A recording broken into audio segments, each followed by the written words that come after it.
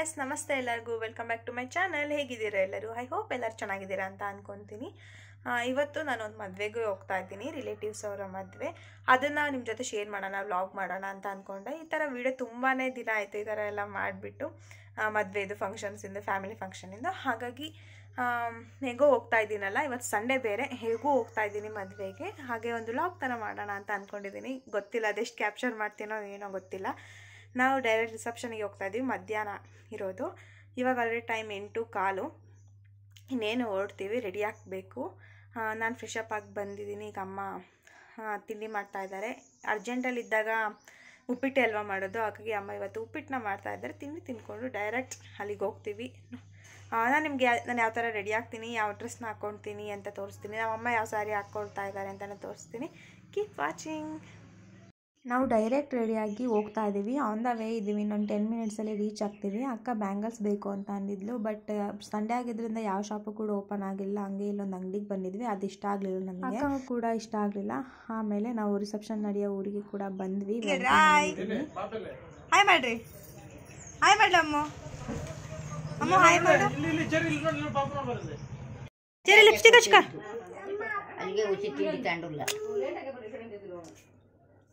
ಅಮ್ಮ ಇಲ್ಲಿ ತಿರ್ಗು, ನೋಡೋದು ಹೆಂಗ್ ಕಾಣ್ತೈತೆ. ವಾ, ಏನ್ ಮೇಕಪ್ ಇವಾಗ್ಲೇ. ಈ ವಯಸ್ಸಿಗೆ ನಮ್ಗೆ ಲಿಪ್ಸ್ಟಿಕ್ ಐತೆ ಅಂತಾನೆ ಗೊತ್ತಿರಲಿಲ್ಲ ಅಲ್ವಾ ನಿಶಕ್ಕ? ತೋರ್ಸ್ರಿ ಇಬ್ರು.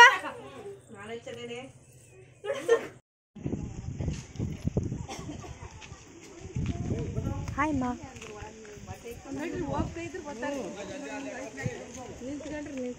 ಆ್ಯಕ್ಚುಲಿ ನಾವೇನು ಜಾಸ್ತಿ ಟೈಮ್ ಇರಲಿಲ್ಲ. ಹೋದ ತಕ್ಷಣ ರಿಸೆಪ್ಷನ್ ಮುಗಿಸ್ಕೊಂಡು ಊಟ ಮುಗಿಸ್ಕೊಂಡು ಬಂದ್ವಿ. ಹಾಗಾಗಿ ಜಾಸ್ತಿ ಕ್ಯಾಪ್ಚರ್ ಏನೂ ಮಾಡೋಕ್ಕಾಗಿಲ್ಲ.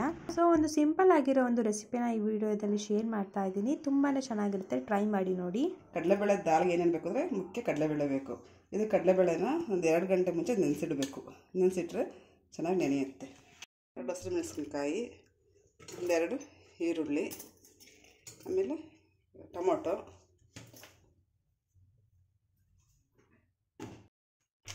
ಸ್ವಲ್ಪ ಅಡುಗೆ ಅರಿಶಿನ ಇಷ್ಟು ಹಾಕ್ಬಿಟ್ಟು,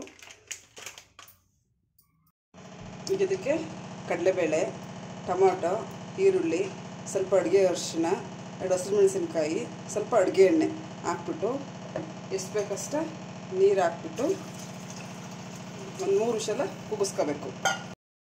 3-4 ವಿಷಲ ಕೂಗಿಸ್ಬೇಕು. ಈ ಥರ ಮೆತ್ತೆ ಬೆಂದಿರಬೇಕು.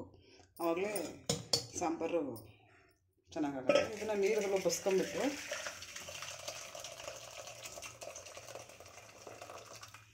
ನೀರು ಸ್ವಲ್ಪ ಬಸ್ಕೊಂಡು ಮೇಲ್ಗಡೆದ ಆ ಥರ ಮ್ಯಾಶರ್ ತಗೊಂಡ್ಬಿಟ್ಟು ಚೆನ್ನಾಗಿ ಬೇಳೆನೆಲ್ಲ ಮ್ಯಾಶ್ ಮಾಡ್ಕೋಬೇಕು.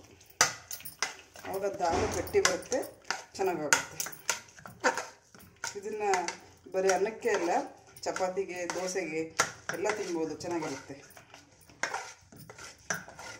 ಈಗ ಇದಕ್ಕೆ ದಾಲ್ಗೆ ಸಿಂಪಲ್ಲಾಗಿ ಒಗ್ಗರಣೆ ಮಾಡೋಣ ಫ್ರೆಂಡ್ಸ್. ಓಕೆ, ಒಗ್ಗರಣೆಗೆ ಸ್ವಲ್ಪ ಬಿಸಿ ಆಗಲಿ. ಸ್ವಲ್ಪ ಎಣ್ಣೆ,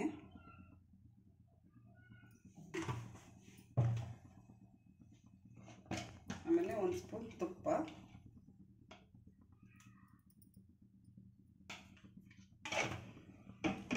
ಒಂದು ಪಲಾವ್ ಎಲೆ, ಒಂದು ಚಕ್ಕೆ, ಸ್ವಲ್ಪ ಕಸ್ತೂರಿ ಮೇಥಿ, ಆಮೇಲೆ ನಮಗೆ ಖಾರಕ್ಕೆ ಎಷ್ಟು ಬೇಕಷ್ಟು ಚಿಲ್ಲಿ ಪೌಡರ್ ಇಲ್ಲೇ ಹಾಕೋಬೇಕು. ಹಾಕ್ಬಿಟ್ಟು ಸ್ವಲ್ಪ ಈ ಥರ ಫ್ರೈ ಆಡಿಸ್ಬೇಕು, ಮುಟ್ಟಿಸ್ಬಾರ್ದು. ಫ್ರೈ ಹಾಕ್ಬಿಟ್ಟು ಬೇಳೆ ಬೇಯಿಸ್ಕೊಂಡಿರ್ತೀವಲ್ಲ ಆ ಬೇಳೆಗೆ ಹಾಕಬೇಕು. ಒಗ್ಗರಣೆಗೆ ನೀರುಳ್ಳಿ, ಬೆಳ್ಳುಳ್ಳಿ ಏನು ಬೇಡ, ಹಾಗೆ ಚೆನ್ನಾಗಿರುತ್ತೆ.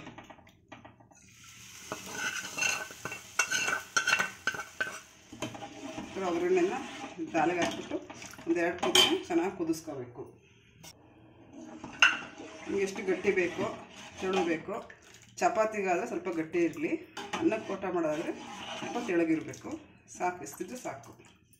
ನಾವು ಅನ್ನಕ್ಕೆ ಮಾಡ್ಕೊತ ಇದ್ದೀವಿ, ಸ್ವಲ್ಪ ತೆಳಗಿರಲಿ. ಈಗ ರುಚಿಗೆ ತಕ್ಕಷ್ಟು ಉಪ್ಪು ಹಾಕೋಣ. ನಾವು ಕಲ್ಲುಪ್ಪು ಹಾಕ್ತೀವಿ. ಕುದೀಲಿ ಚೆನ್ನಾಗಿ. ನೋಡಿ, ಈ ಥರ ಕುದಿಬೇಕು ಸಾಂಬಾರು. ಈ ಕುದೀತಾ ಇರ್ಬೇಕಾದ್ರೆ ಈ ಪಲಾವ್ ಎಲೆ ಹಾಕಿದ್ರೆ ಇದನ್ನು ತೆಗಿಬೇಕು. ಅದರದ್ದೆಲ್ಲ ಬಿಟ್ಕೊಂಡಿರುತ್ತೆ, ರುಚಿ ಬಿಟ್ಕೊಂಡಿರುತ್ತೆ. ಅದರ ಅವಶ್ಯಕತೆ ಮತ್ತೇನು ಬೇಕಾಗಲ್ಲ ನಮಗೆ. ತೆಗೆದುಬಿಟ್ಟು ಈಗ ಇದಕ್ಕೆ ಲಾಸ್ಟಿಗೆ ಹುಣಸೆ ರಸ ಏನೂ ಹಾಕಲ್ಲ ನಾವು. ಒಂದು ಅರ್ಧ ನಿಂಬೆ ರಸ ಇಟ್ಕೊಂಡಿದ್ದೀನಿ. ಆ ನಿಂಬೆ ರಸನ ಹಾಕ್ತಾಯಿದ್ದೀನಿ. ಯಾವುದೇ ಕಾರಣಕ್ಕೂ ನಿಂಬೆ ರಸ ಮಿಕ್ಸ್ ಮಾಡ್ದೆಲ್ಲ ಹಾಕಬೇಕು. ಟೇಸ್ಟ್ ತುಂಬ ಚೆನ್ನಾಗಿ ಬರುತ್ತೆ. ಇದಕ್ಕೆ ಕೊತ್ತಂಬರಿ ಸೊಪ್ಪು, ತೆಂಗಿನ ತುರಿ ಏನೂ ಹಾಕೋಂಗಿಲ್ಲ. ಇಷ್ಟೇ ನಿಂಬೆ ರಸ ಹಾಕಿದ ತಕ್ಷಣ ಆಫ್ ಮಾಡಿಬಿಡ್ಬೇಕು. ಜಾಸ್ತಿ ಕುದಿಸ್ಬಾರ್ದು. ಈಗ ಟೇಸ್ಟ್ ಹೇಗಿದೆ ಅಂತ ನೋಡಿ ಹೇಳ್ತೀನಿ. ಸಾಂಬಾರಿಗೆ ರೆಡಿ ಇದೆ. ಅನ್ನದ ಜೊತೆ ನಾನು ಟೇಸ್ಟ್ ಮಾಡೋದು ಹಂಗೆ ಟೇಸ್ಟ್ ಮಾಡಿ ನೋಡ್ತಾ ಇದ್ದೀನಿ.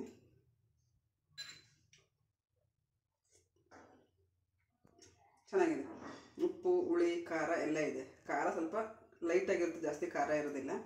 ಚೆನ್ನಾಗಿರುತ್ತೆ. ಅನ್ನಕ್ಕೆ, ಚಪಾತಿಗೆ ಎಲ್ಲ ಜೊತೆ ತಿನ್ಬೋದು. ಅಷ್ಟೇ ಟ್ರೈ ಮಾಡಿ ನೋಡಿರಿ.